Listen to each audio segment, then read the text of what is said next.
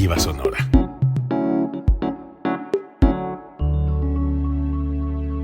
Código Libre.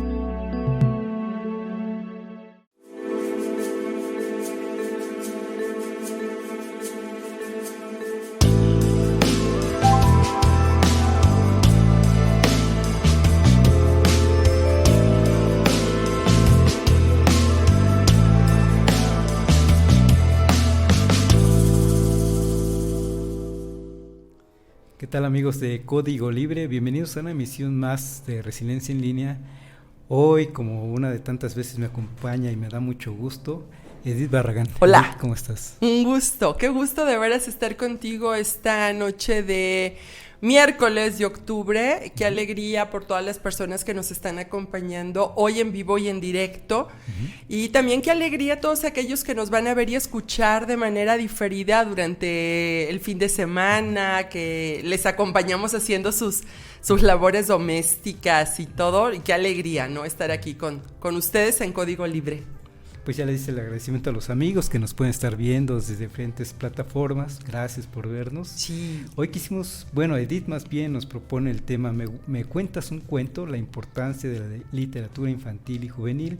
Y mira, llenaste de color la mesa. Sí, yo creo que, ahorita que empecemos a abundar en el tema, lo que pasa es que hay una cantidad enorme de opciones y a veces no las vemos, ¿no? Y se vuelve importante poder visibilizar todo lo bueno que sí hay en literatura infantil y juvenil. Y yo más bien veo, porque sigo todos los programas de Resiliencia en Línea, que ya tenemos algunas emisiones hablando de las infancias, ¿no? Okay. Y qué importante darle continuidad a esa temática. Sí, especialmente que será en los últimos 2 meses hemos estado tocando el punto desde Resiliencia en Línea. Y pues, ¿qué más que tú nos presentes alguna literatura?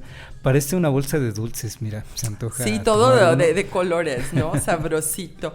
Y pues yo creo que como nos gusta comenzar las veces que venimos, pues recordar la importancia que tiene, de nuevo, la vacunación.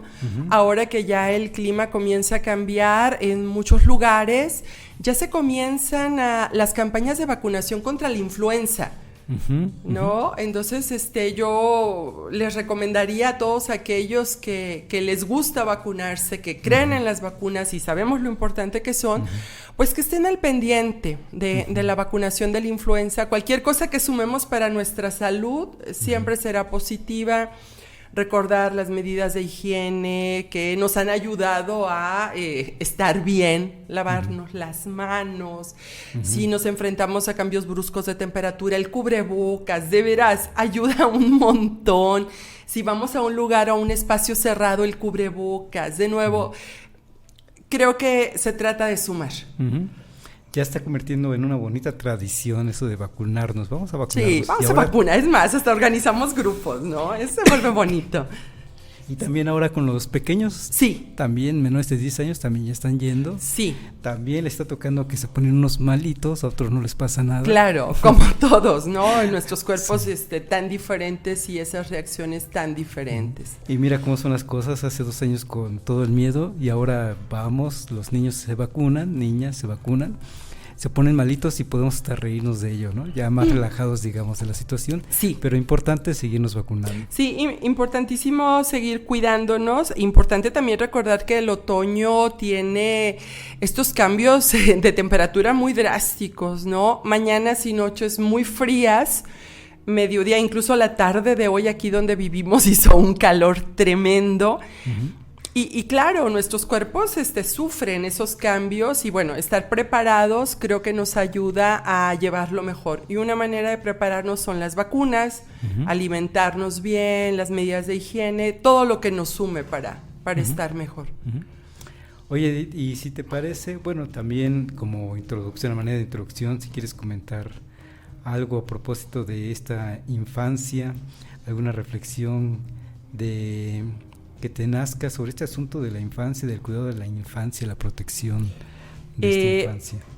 Yo creo que si algo ha caracterizado a Resiliencia en Línea es ir poniendo sobre la mesa temas que son de interés común en la sociedad, independientemente de nuestras condiciones familiares, ¿no? Quienes tienen hijos pequeños, quienes no tenemos hijos pequeños, ni grandes, ni nada. Pero creo que sí es importante resaltar a quienes mucho tiempo han estado invisibilizados, en el sentido que hablamos de los niños, las niñas, ¿no? Y se forma como una masa gris y los vemos como muy lejanos, luego los queremos tratar como adultos chiquitos, luego los sobreprotegemos, luego... Entonces, sí creo importante que estemos teniendo como estas temáticas y las abordemos, porque los tiempos han cambiado y sí necesitamos nuevas herramientas, nuevos caminos para entenderlos, para comprendernos como sociedad, como familias.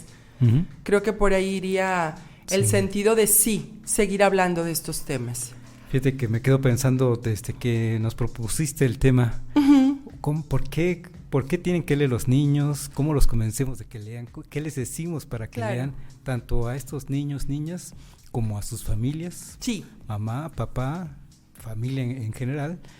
Tiene que ver, me parece, con la autorrealización. Sí. Y mira, te quería compartir 3 gráficas que tenemos aquí a la mano, digamos. Se le preguntó a niños pequeños de entre 9 y 12 años. 9 y 12 años. Y esto es de primaria alta, es decir, cuarto, quinto y sexto de primaria, año de primaria. Esperando que sus respuestas sean honestas. Luego tenemos ciertos prejuicios, habrá que ver si es cierto o no esto. Pensamos que los niños responden sinceramente. Bueno, quiero pensar que creemos sí. Que así es. Ahora déjame decirte lo que responden. Solo 3 preguntas que tienen que ver con este asunto de la autorrealización y el tema que nos ocupa hoy. Se les preguntó cuando estoy frente a una situación difícil, se les hizo la pregunta de manera de primera persona, digamos. Cuando estoy frente a una situación difícil, los que contestan siempre encuentro una solución, 54.5%. ¿Qué mejor que hubiera sido el 100%? Bueno, 54.5%. Creo que sí le podemos sumar el que dice frecuentemente encuentro una solución, 25.8%. Ya tenemos ahí cerca del 80%.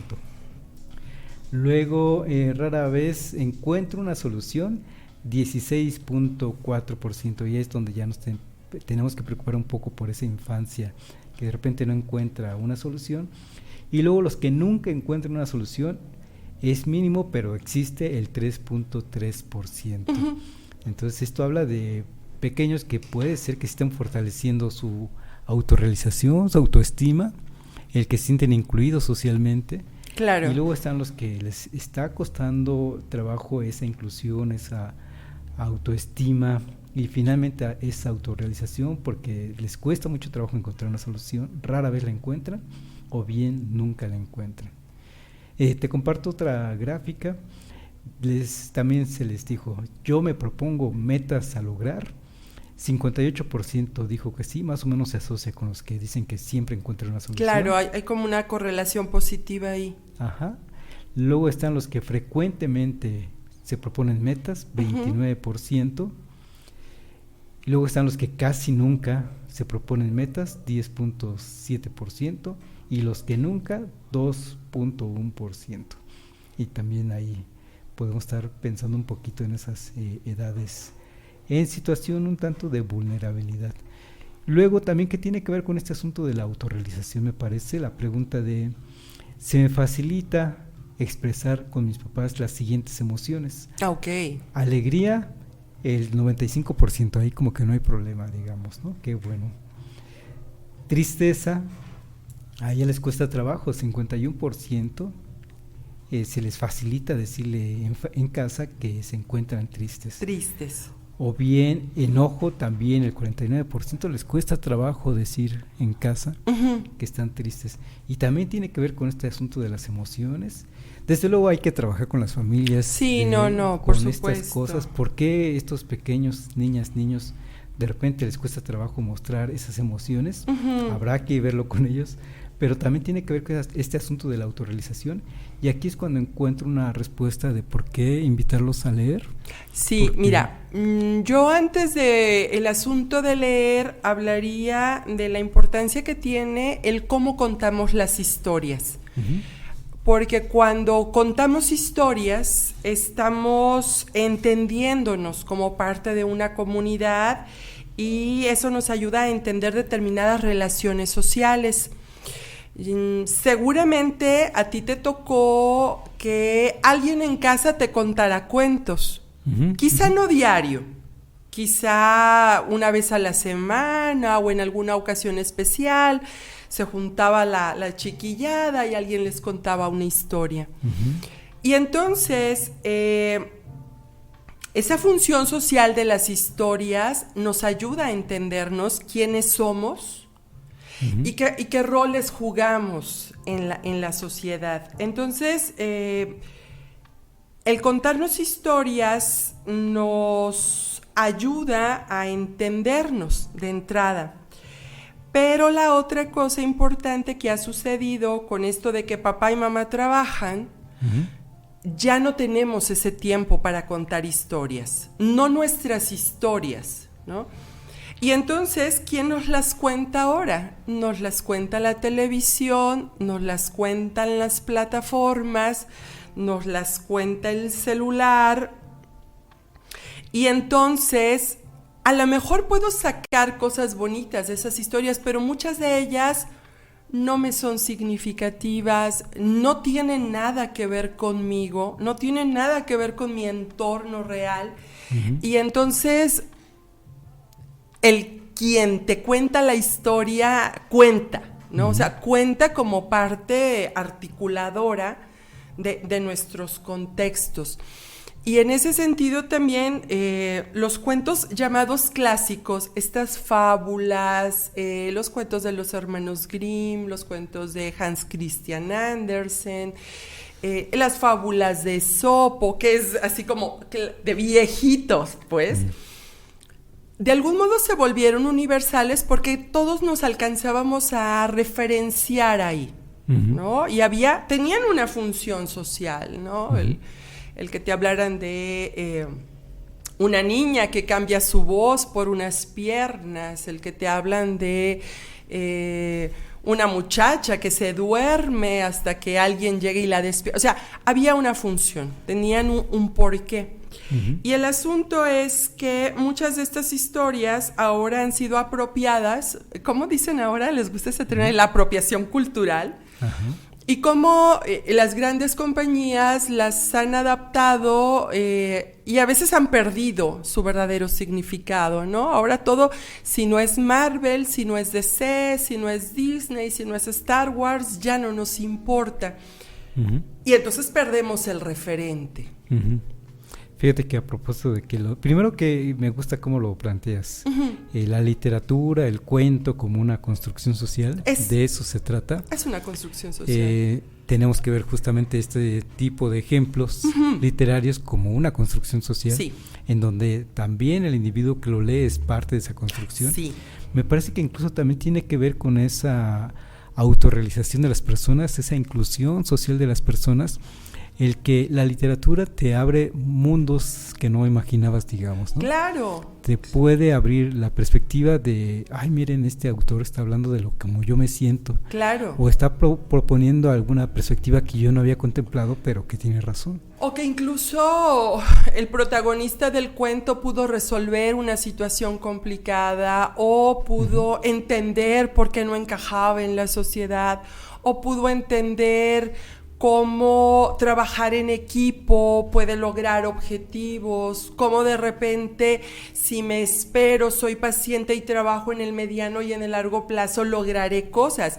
Y los cuentos no lo dan. Uh-huh. El problema es ese. O sea, ¿cuál cuento estamos contando? ¿Cómo lo estamos contando? ¿Y a, uh-huh, quién se lo contamos? Uh-huh. Porque luego está esta idea de que los niños, pues, no entienden, están tontitos o algo, ¿no? Uh-huh. Y no, o sea, Un cuento bien contado va a generar un impacto positivo, aunque la temática del cuento pudiera ser difícil, pudiera ser un tema espinoso incluso, o que ayude dentro de una situación complicada.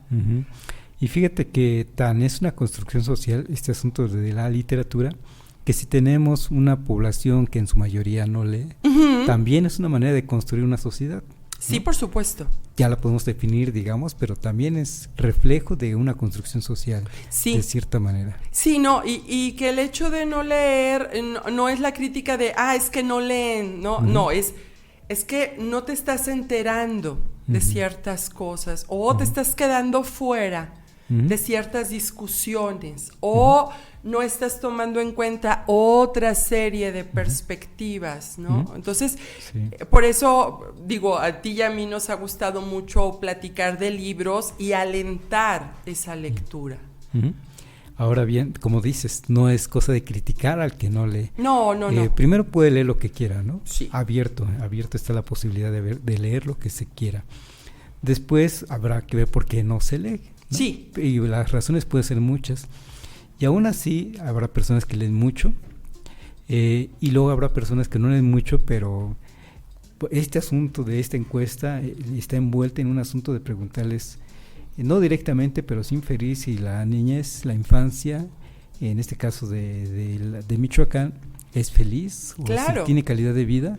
Claro. Es cierto que la calidad de vida no necesariamente tiene que ver con si leemos o no leemos. Sí es un indicador, digamos, que se puede considerar. Sí. Pero para que una persona tenga un buen nivel de vida o sea feliz incluso, bueno, vamos a aceptar que no necesariamente son ávidos en la lectura. Fíjate que ahí en ese sentido, a propósito de los premios Nobel que se repartieron y se anunciaron la semana pasada y esta semana, me trae a la mente el trabajo de Muhammad Yunus y el de Amartya Sen, donde ellos han ganado el premio tanto de la paz y otro por ahí que tiene que ver con el establecimiento de condiciones de vida mínimas, de calidad de vida mínimas para las personas.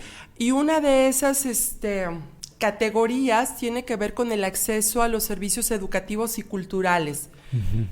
Lo que tú quieras creer que eso es. Pero que en una comunidad los niños, los jóvenes, los adultos, los viejitos, los adultos en plenitud, yo ya voy para allá para ser adulta en plenitud, tengamos acceso a servicios culturales y servicios educativos, claro que nos cambia nuestra calidad de vida de manera positiva.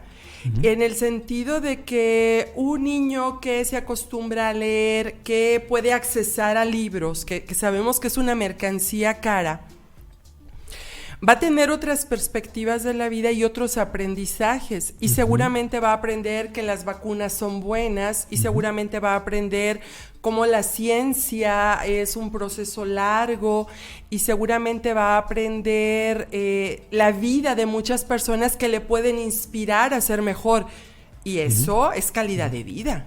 O sea, yo sí lo pongo, yo ahí sí concuerdo mucho con Amartya Sen y con Yunus en ese sentido, ¿no? Sí. Y recordaría la frase de Malala, que es tan famosa, pues dale al niño el lápiz, la libreta y ponle un buen profe, y eso cambia la vida. Sí, ahora bien, puede ser que sea feliz sin leer una persona, pero como dices, si leemos, nos abrimos a otros panoramas, otras perspectivas, y estamos dentro, como dices, del debate. Sí, no, por supuesto. Y fíjate, en ese sentido, ¿qué pasa en una comunidad, vamos a suponer, alejada del bullicio y de la falsa sociedad, como dicen las canciones? Tienen la hoguera, ¿no? O sea, tienen el fuego y alrededor del fuego se juntan y se cuentan historias. Y te cuenta, lo hemos visto en muchas películas, ¿no? El anciano, la anciana de la comunidad te cuenta la historia del sol, de cómo la lluvia, de cómo el águila. Y es un conocimiento que a ellos les permite estar integrados socialmente, les permite entenderse como comunidad y saberse parte de una comunidad y cuál es su función dentro de la comunidad. Entonces, yo primero pondré el asunto de contar la historia, si la contamos de manera verbal, si la contamos a partir de un objeto como el libro, si la contamos con un audiolibro. Creo que el medio es variado, ¿no? Pero el chiste es la historia. Sí. Y luego la otra parte de esta autorrealización tiene que ver con esa inclusión social. Sí, claro. Que las personas se sientan incluidas. Y la verdad es que no acercar a una persona, como dices, a la educación, a una buena educación, al hábito de la lectura, a fin de cuentas sí te lleva un poquito a la exclusión, digamos, también. Y entonces por eso es muy importante los programas que acercan a las personas, y en este caso a la infancia de México, a la lectura precisamente. Sí, y aquí, bueno, valoraríamos y aplaudiríamos, yo valoro y aplaudo mucho todas las iniciativas que se hacen en bibliotecas públicas, en las escuelas de todos los niveles, pero creo que la labor más importante tendría que hacerse en casa. Si tú no ves a tu papá, a tu mamá, a tu abuelito, a tu abuelita, a tu tía leer, ¿a ti cómo se te va a antojar hacer eso? Exacto. ¿No? O sea, es que si tú no tienes el ejemplo, ¿cómo? ¿No? ¿Cómo le dice el niño? Ponte a leer cuando estás con el teléfono, ¿no? Ponte a leer, y tú viendo los dragones ahí matarse en la televisión o en la plataforma. O sea, ese comercial de lee 20 minutos al día a mí me da mucha risa. Porque es eso, ¿no? O sea, ponte tú a leer, ¿no? A ver, ven, siéntate, vamos leyendo juntos, vamos platicando. ¿Qué pensaste de esta novela? ¿Qué pensaste de este cuento? ¿No? O sea, sí, para quienes tienen niños pequeños, niñas pequeñas, yo creo que bastaría con eso. Ponte a leer frente a él, junto a él. ¡Junto! No le digas ponte a leer. No, junto, vente. Junto a él. Vente, vamos, juntos. Pero además, aunque tú te pusieras a leer solo, sin decirle vente a leer, como dices, ese pequeño te va a ver y le va a llamar la atención. Primero va a estar hojeando el libro, claro. Después va a leer ese libro. Sí, y la otra es esa, ¿no? El que podamos tener estos artefactos, estas mercancías, estos objetos al alcance de la mano.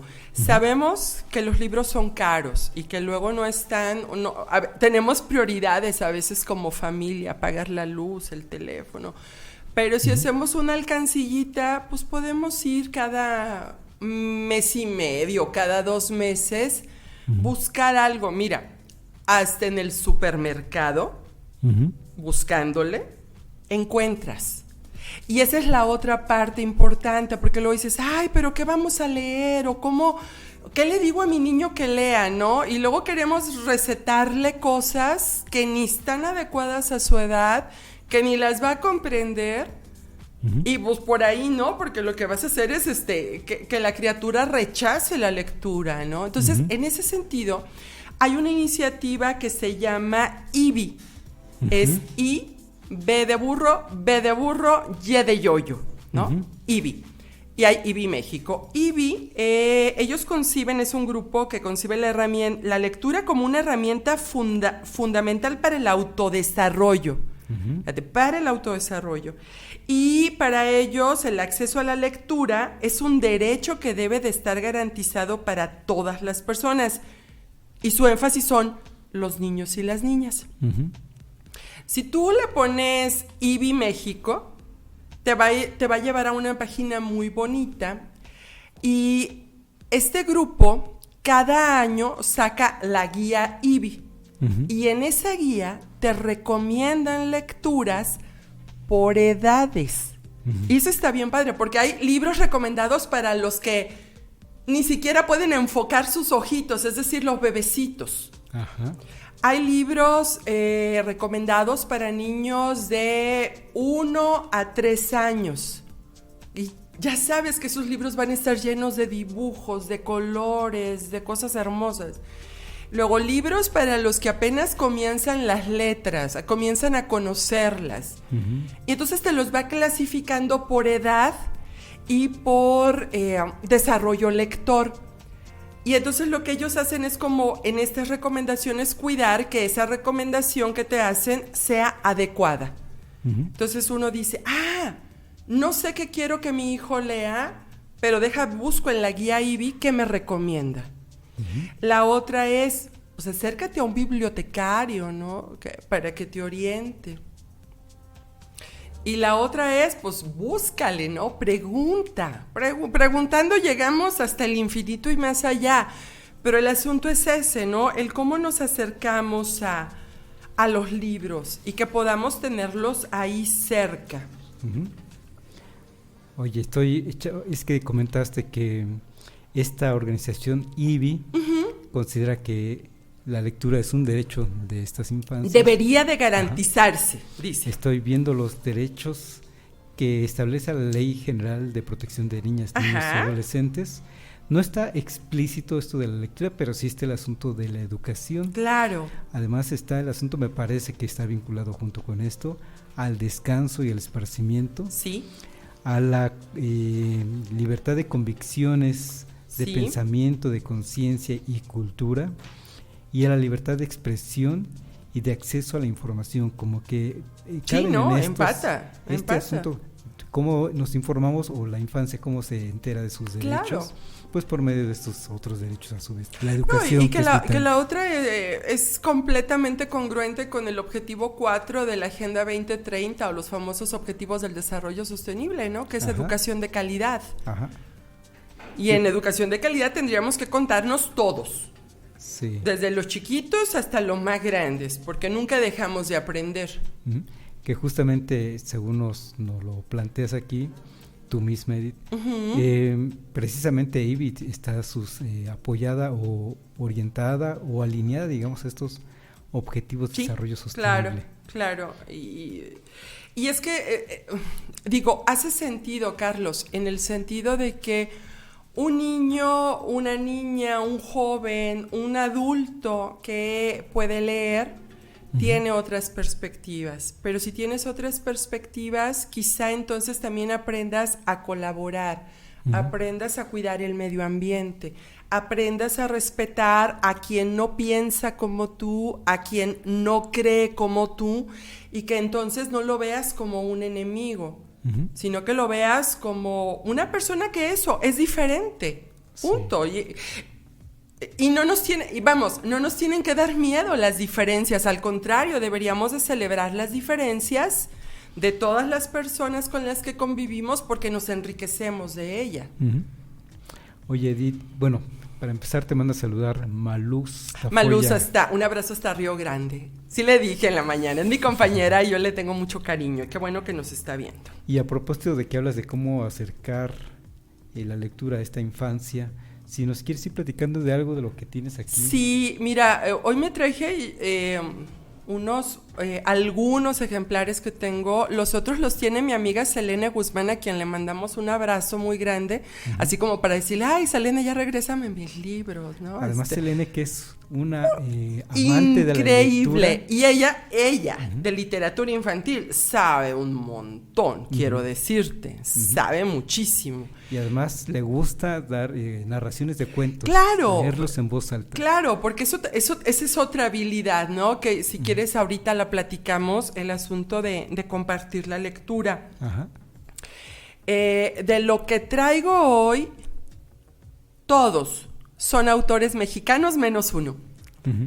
Que sería este libro pequeño azul que se llama Yo mataré monstruos por ti, de Santi Balmes, vocalista de Love of Lesbian, una banda española de rock pop que a mí me gusta mucho. Es un libro precioso sobre los miedos nocturnos, ¿no? Es una niña que sabe que hay un monstruo abajo de su cama y cómo aprende este rollo de el monstruo que está abajo de mi cama, ¿no?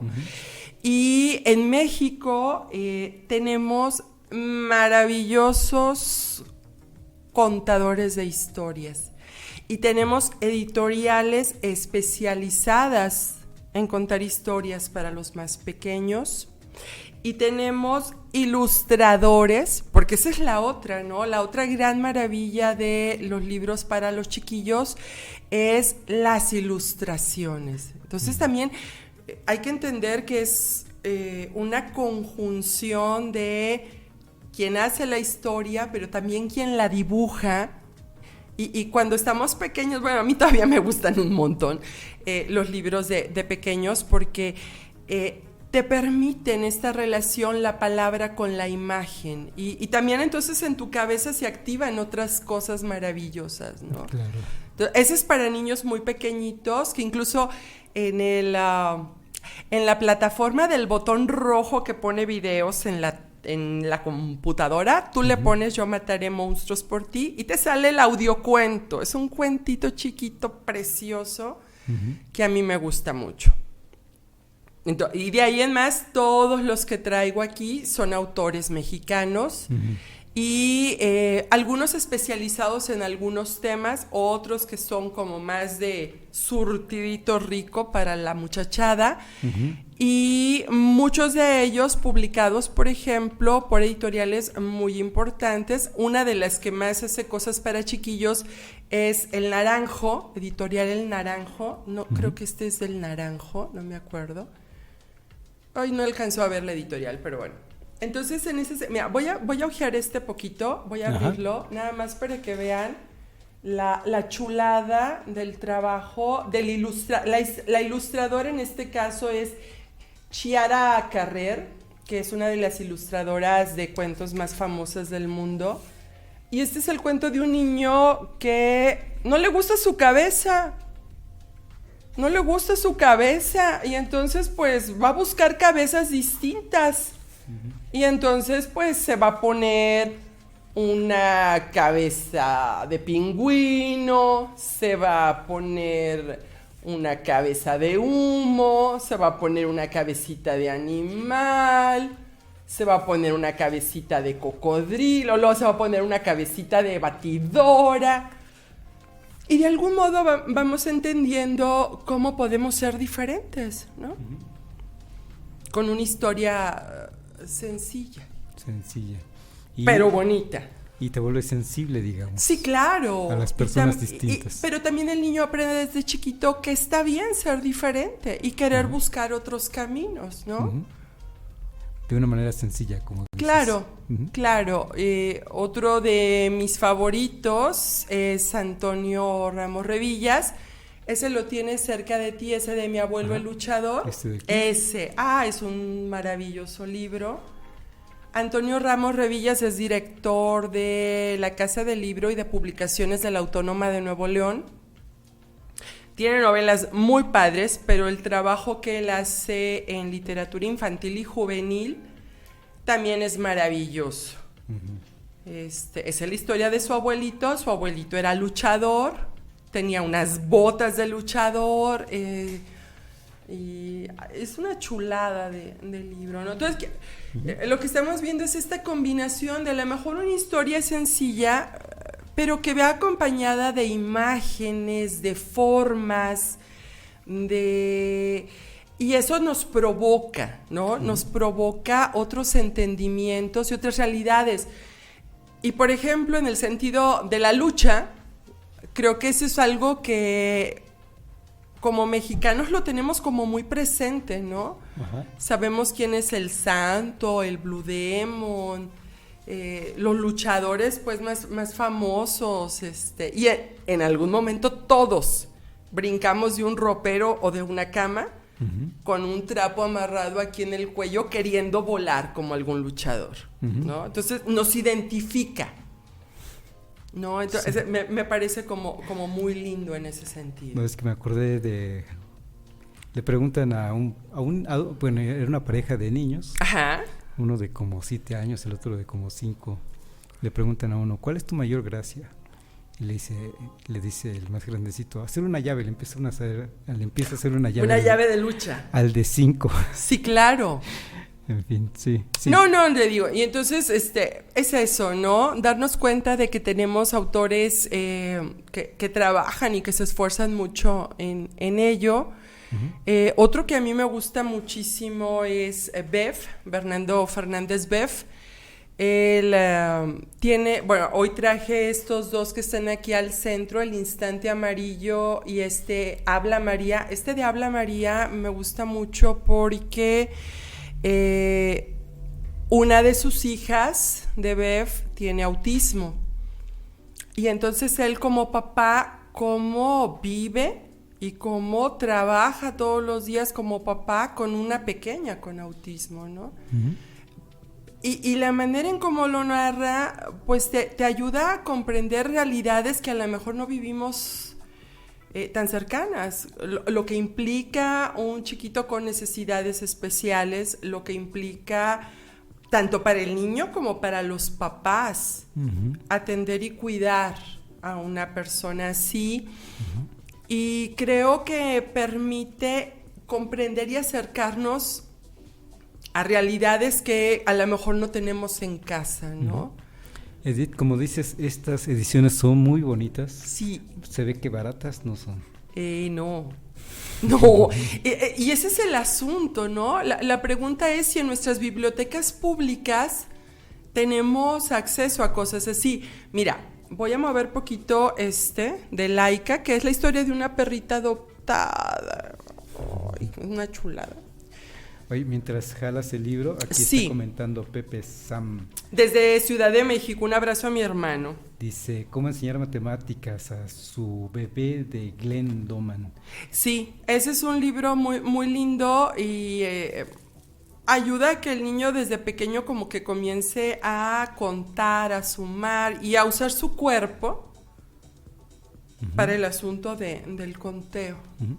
Dice que se lo recomendaste tú y que también le recomendaste cómo enseñar a leer a su bebé, comenta. Sí. Del mismo autor. Nomás el asunto es que sus bebés del SAM ya no están bebés, pero uh-huh, sí, son buenos libros.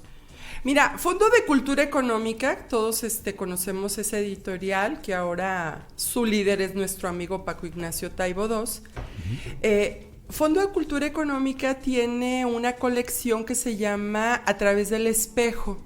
Uh-huh. Y esta es novela más de tipo juvenil. Mira, Antonio Ramos Revillas tiene esta de Salvaje, luego tiene esta de La Dama de la Selva.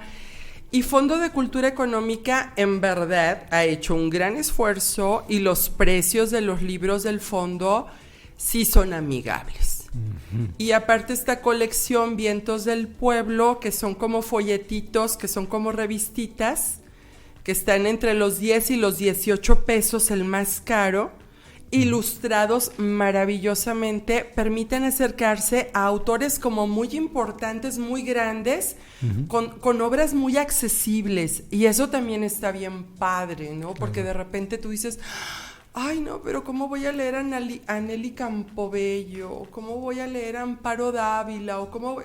Y entonces esa colección con estos libritos chiquitos y baratísimos te permiten eso. Y aparte están ilustrados, ¿no? Uh-huh. Otro autor que a mí me parece maravilloso, así, maravilloso, es Antonio Malpica. Uh-huh. Antonio Malpica tiene una saga maravillosa que se llama La Saga de los Héroes.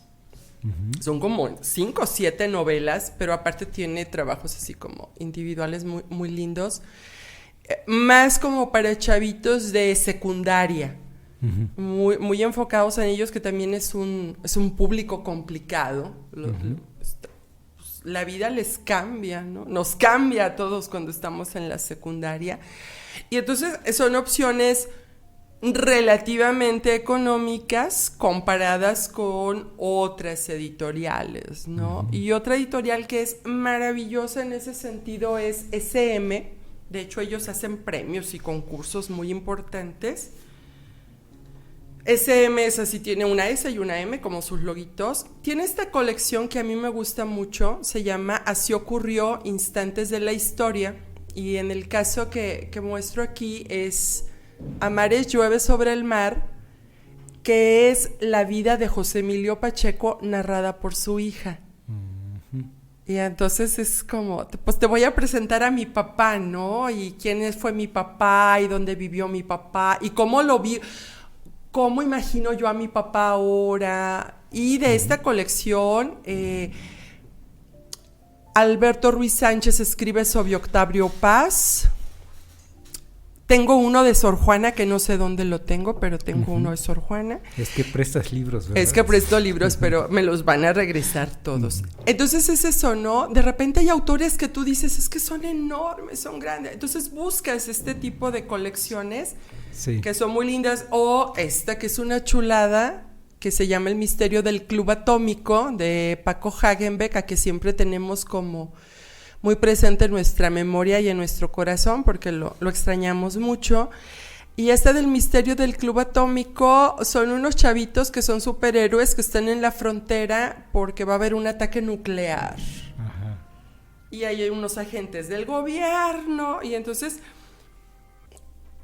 la idea es esta: no todo es Marvel, no todo es DC, no todo es Star Wars, no todos son dragones de los que se comen los unos con los otros y todo eso que está tan de moda. Tenemos muchas historias muy bonitas que contarnos, ¿no? Muchas muy bonitas que contarnos. Oye, y entonces habrá que acercarnos a las diferentes editoriales. Estas ediciones que nos muestras son muy bonitas, sí. Y ya nos das la opción de otras editoriales como Fondo de Cultura Fondo Económica. de Cultura Económica, y que también están preciosas, digo, a lo mejor no están ilustradas todas, pero por ejemplo de La Dama de la Selva trae algunas ilustraciones más sencillas, más poquitas.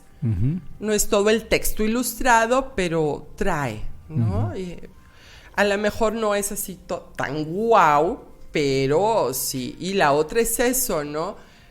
Cuando estamos chiquitos está bien que leamos con dibujitos, y ya cuando estamos poquito más grandes, pues ya le podemos poner más letritas. Se antoja conocer tu biblioteca, Edith. Les voy a sacar unas fotos. No, voy a organizar unos tours. Ahí, una entrada barata, no sé. Oye, comentabas que Selene Guzmán, a quien le mandamos un saludo, y un recordatorio que tiene libros tuyos. Comentabas eso, y entonces entré a su perfil. Ya después le pediré disculpas. No, si está ahí es porque es público. Y entonces estoy jalando, si es que lo hice bien, una de las narraciones que hace de un cuento, que además también lo difunde en redes sociales. Sí, claro. Además ha colaborado contigo en el asunto del Festival del Cuento y la Lectura. Sí, de hecho por eso nos hicimos amigas. Ajá. Con ella, con Melba, con un montón de gente maravillosa. Y entonces esa narración en particular la vamos a compartir por aquí para quien quiera conocerla. Ese tipo de narraciones que son bonitas. Fíjate que una de las formas bonitas, alguna de las formas bonitas que tenemos de integrarnos como familia, como tribu, es contarnos historias. Y en ese sentido, leer para otros es un acto muy lindo, es una acción muy bonita. Porque también pones a prueba tus capacidades lectoras. Entonar, puntuar, hacer las pausas que se necesitan.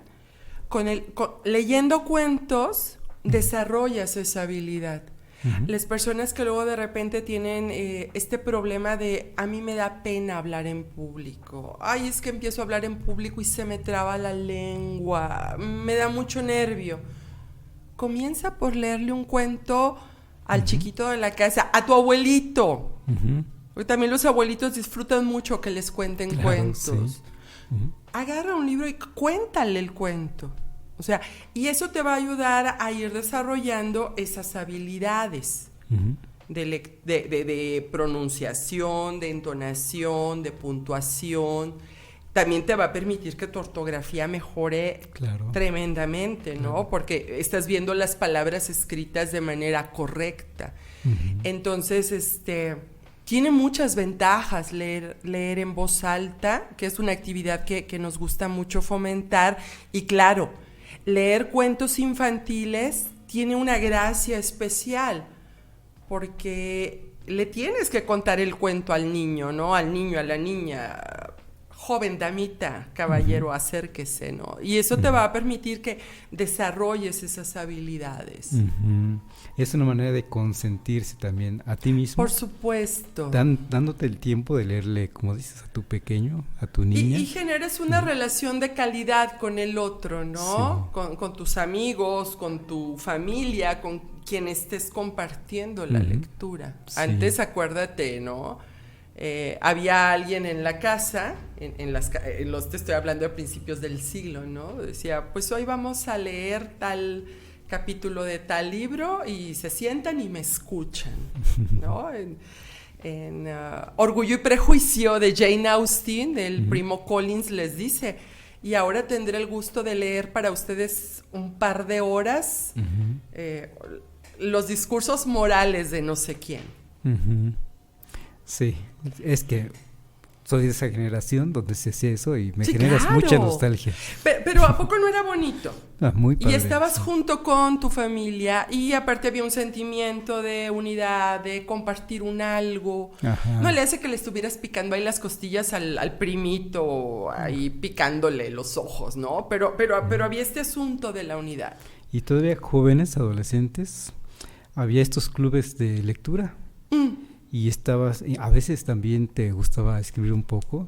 Claro. Y alguien más podía leerlo, digamos, ¿no? Y era padre compartir esas lecturas, digamos. Sí. Pero sí hay que empezar desde las familias, como dices. Sí, no, yo creo que en la medida de lo posible comenzar a recuperar estas actividades que nos ayudan y que nos hacen bien, que nos vean leer, que te vean leer, que tú le leas a alguien más, de algún modo que sea un contagio positivo, ¿no? Porque al final de cuentas, pues, ¿qué está haciendo mi mamá? Ay, y ya el chiquito agarra el libro, ¿no? Y no sabe nada, pero ¡ay, un guau guau!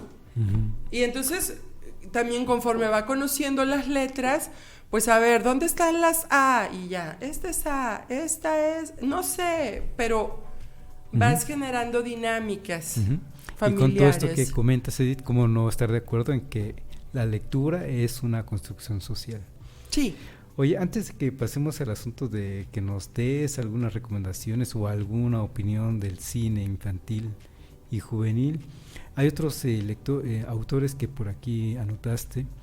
Antonio Ramos Revillas, el de Mi abuelo luchador. Juan Villoro. Juan Villoro, la calavera. Juan Villoro es todoterreno.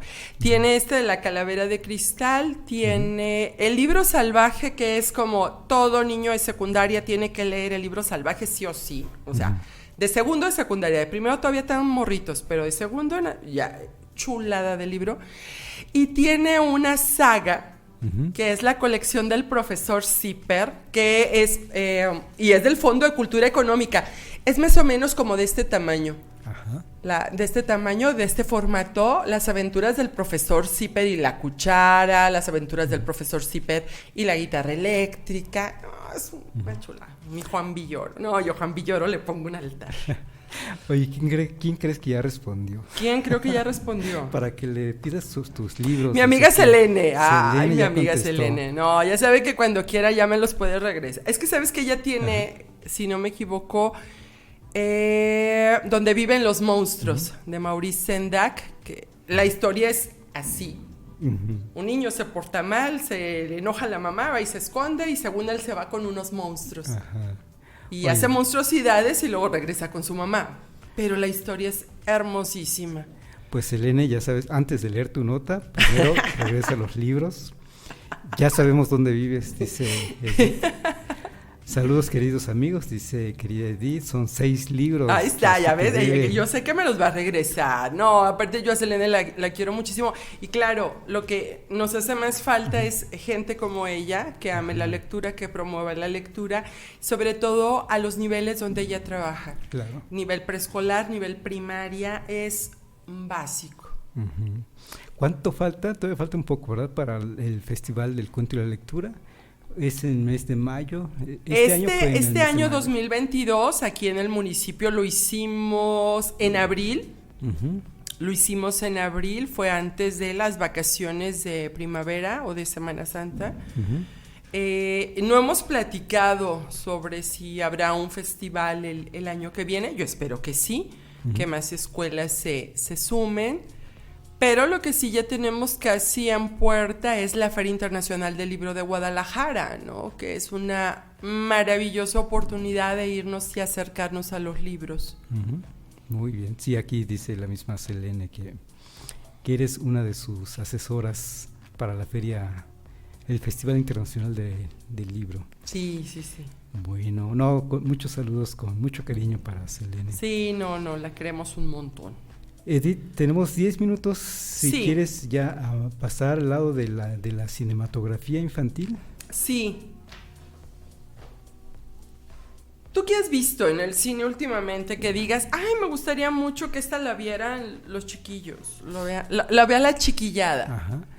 Bueno, hay una que sí puedo recomendar mucho, ampliamente, y hay otra que acabo de ver justamente este fin de semana, La Cruzada se llama, que tiene que ver un poco la perspectiva de la infancia ante este cambio climático global, estas afectaciones al mundo. Ajá. Y que también desde esa niñez quieren recuperar este mundo con una utopía, pensando en el sentido positivo esto de la utopía, sí, claro, ¿no? Un sueño alcanzable, con metas, con propósitos, con acciones, y de eso se trata, digamos, esta película, La Cruzada.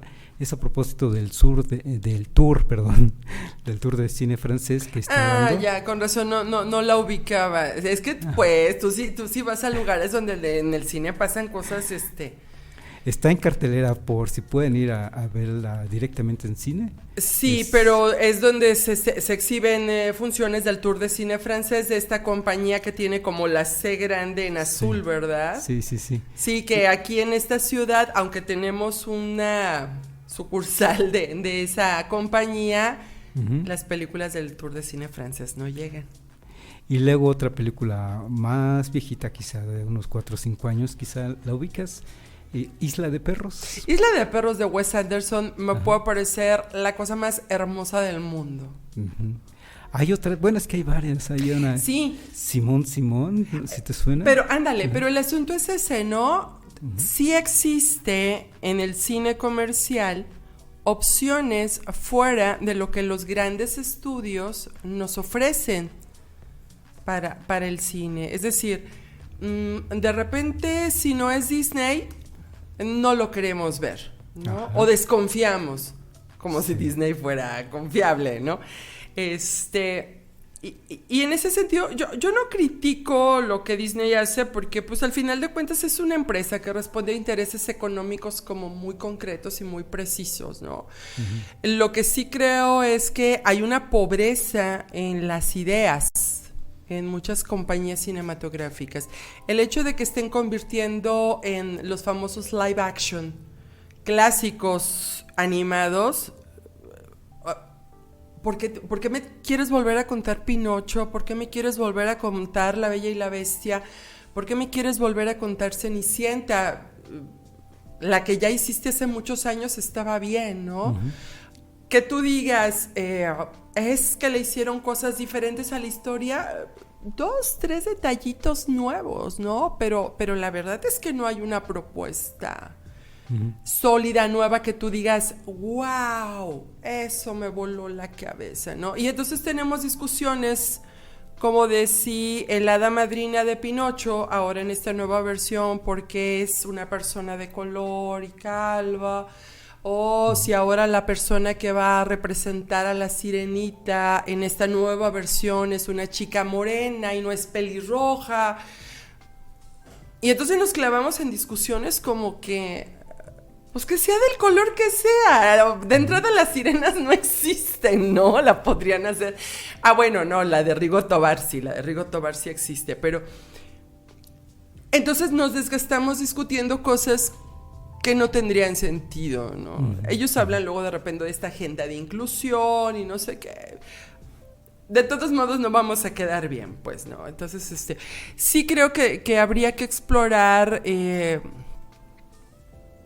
otras compañías fuera de las que están en el mainstream, ¿no? O sea, todo lo que hace Disney, todo lo que hace Sony o todo lo que hace Warner. Habría que verlo con ojos más críticos y sí buscar, por ejemplo, animación mexicana, animación de otro tipo, darnos la chance de explorar. Y ya que estuve buscando aquí alguna recomendación, voy a poner esta de Simón que comentaba. Sí. Que trata el asunto del autismo. Mira, en esta infancia. También de una manera linda, así que por aquí van a ver, van a encontrar el tráiler, no la película, sino el tráiler. Sí, no, nosotros no hacemos esas cosas de compartir éxito, no, somos muy derechitos. por si pueden encontrar en alguna plataforma. Esta estuvo en cartelera, ya no. Ok. Así que lo que queda es verla en streaming. En streaming, sí, seguramente. O bueno, adquirirla, digamos, de alguna manera para poderla ver. También en familia, creo que puede ser una película. Sí, y que también eso se nos ha olvidado, ¿no? Compartir el cine en familia.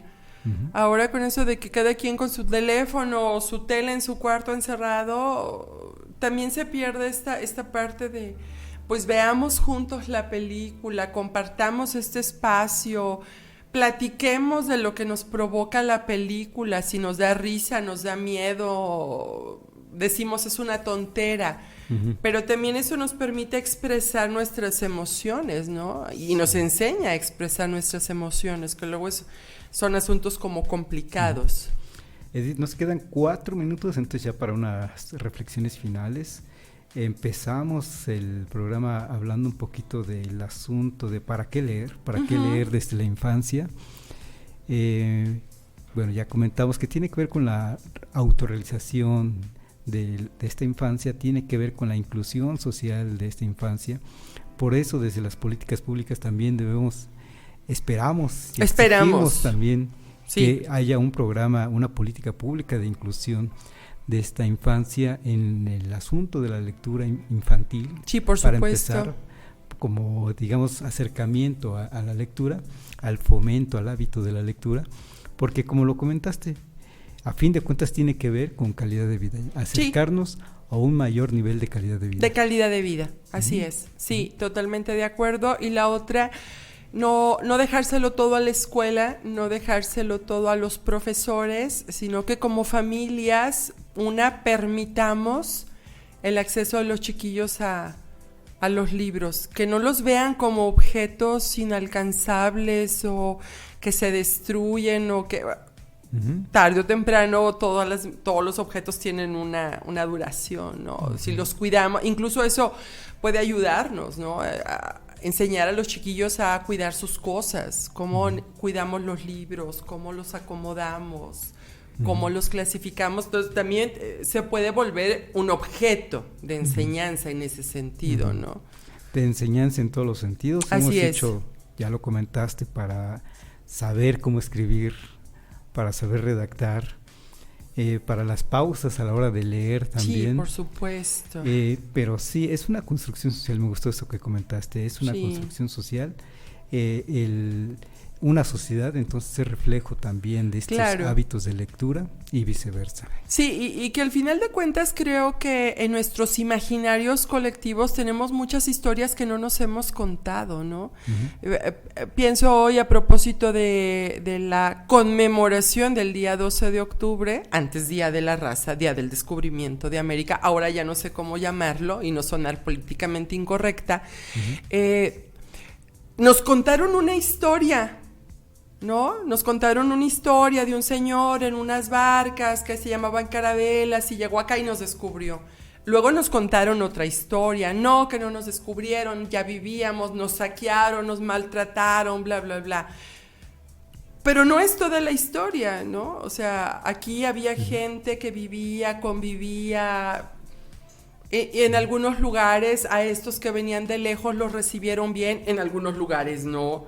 Y estos que venían de lejos venían de 8 siglos, de dominio moro, y también fueron conquistados por Roma. O sea, cómo nos contamos las historias también nos ayuda a aprender quiénes somos, ¿no? Y creo que hay muchas historias de nosotros como mexicanos mestizos, mezclados, todos sabrosos, que no nos hemos contado. Hay muchas historias por ahí que nos falta por contar, muchas historias que yo no sé y que quisiera saber de los pueblos de Sonora, de los pueblos de Chihuahua, de los pueblos de Chiapas, de los pueblos de Durango, es más, hasta de los de Tlaxcala, que luego ya ves que se duda de la existencia de Tlaxcala, entonces hasta de ellos quisiera saber, ¿no? Hay muchas historias que esperan ser descubiertas y ser contadas. Claro. Edith, con esto se nos acabó el tiempo. Como siempre, gracias. No, un gusto. Por traernos ahora un gusto y abanico de libros. Opciones hay, de veras, hay muchísimas. Ahí acérquense, busquen, platiquen, platiquen con la gente y eso te va a llevar. Un autor te lleva a otro autor, un libro te lleva a otro libro, un editorial te lleva a otro editorial y va agarrando uno camino, ¿no? Muy bien. Pues Edith, amigos, gracias por habernos acompañado. Como siempre, gracias a Felipe, a Jaime, a Gerardo, sí, por permitirnos compartir estos momentos, sí. A través de Código Libre. Y pues nos veremos la próxima, Edith. En la próxima oportunidad nos veremos pronto. Gracias a todos y pues gracias a ti por invitarme. Gracias y nos vemos la próxima.